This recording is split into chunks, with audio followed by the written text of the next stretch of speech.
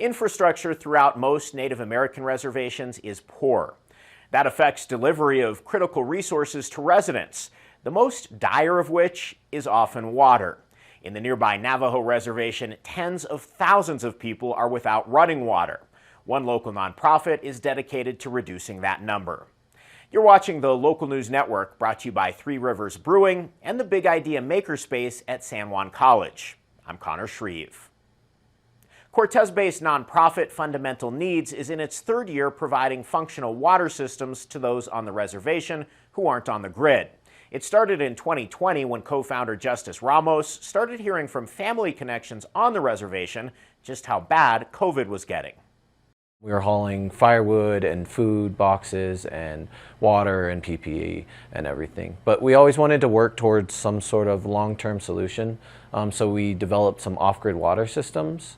And basically they're just solar-powered sinks. They have hot water, a 3-stage water filter, everything you need, and it's solar-powered. The organization provides recipients with a 550-gallon tank and works on water deliveries with the Water Warriors. That's an offshoot of another local nonprofit, Collective Medicine. Ramos discovered pretty quickly providing clean water was how the group could have the biggest impact. We didn't want to go in like a lot of nonprofits do and be like, here's the solution. We wanted to go in, ask the questions.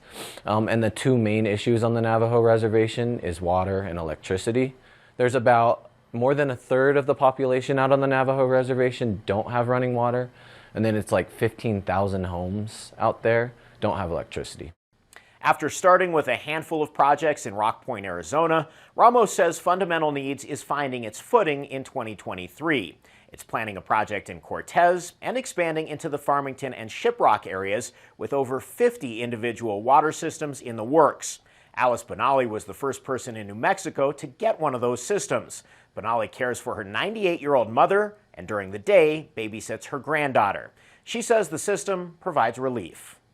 I really like the sink, and it's really good because there's hot water, and then I still have my mom and I get to clean her with the water and everything.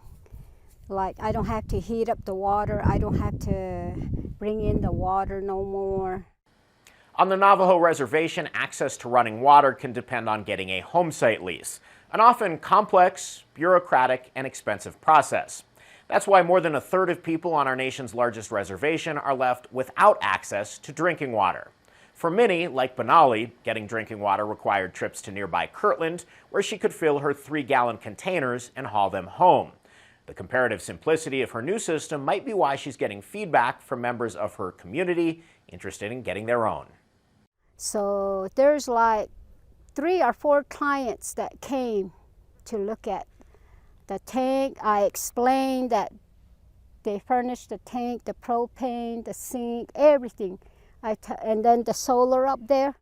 Fundamental Needs left Benally with a tomato plant and a small garden space, which she sustains with gray water from the system. It also trains and hires local high school students to build and install the systems.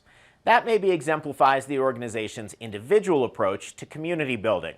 While many of the water conversations and potential solutions for Indian country are stalled in legislative or legal chambers, Fundamental Needs is committed to chipping away at the issue from the ground up. Learn more about this story and others at farmingtonlocal.news. Thanks for watching this edition of the Local News Network. I'm Connor Shreve.